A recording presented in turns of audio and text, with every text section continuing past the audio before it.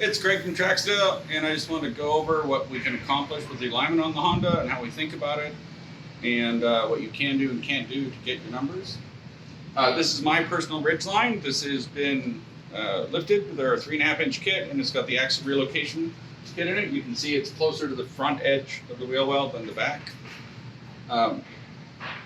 Your three standard measurements on your alignment are caster, camber, and toe. Caster is the angle that the steering axis is leaned back. So when you turn, there's some degree of rotation back on the axis. That's caster.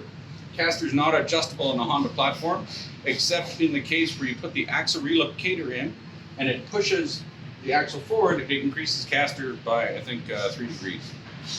The increasing caster gives you better on-center road feel while you drive down the highway with big, wider tires on it.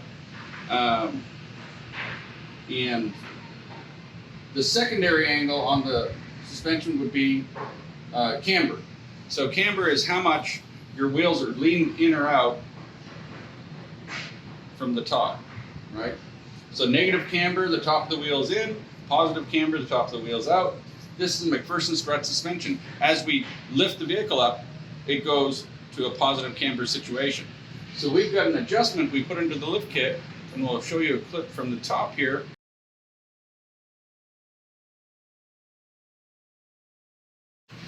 That lets us change the top mount of the strut so we can get a couple degrees of camber change, positive and negative. The third angle you get is toe. Toe is, if you look from the top, how your tires are towed in or towed out. Toe is the primary tire wear angle.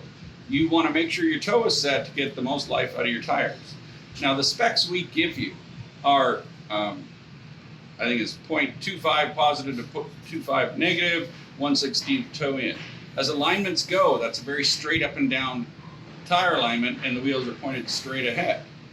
And when you come up with an alignment spec, you can come up with it for various outputs, various outcomes or goals for it.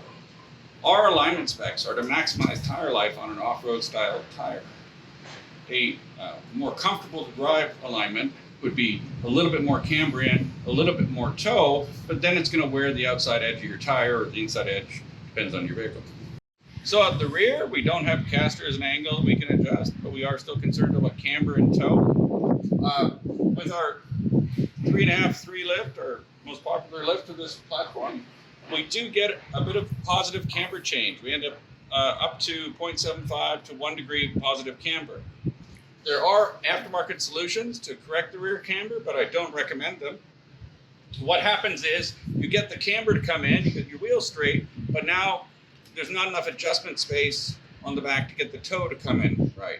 And I feel it's better to get the toe set right and let the camber be a little bit positive.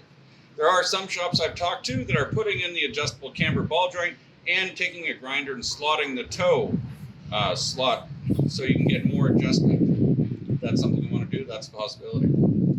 We are working on a whole new set of arms for the back that will give you maximum adjustment for both camber and toe and everything you could possibly want.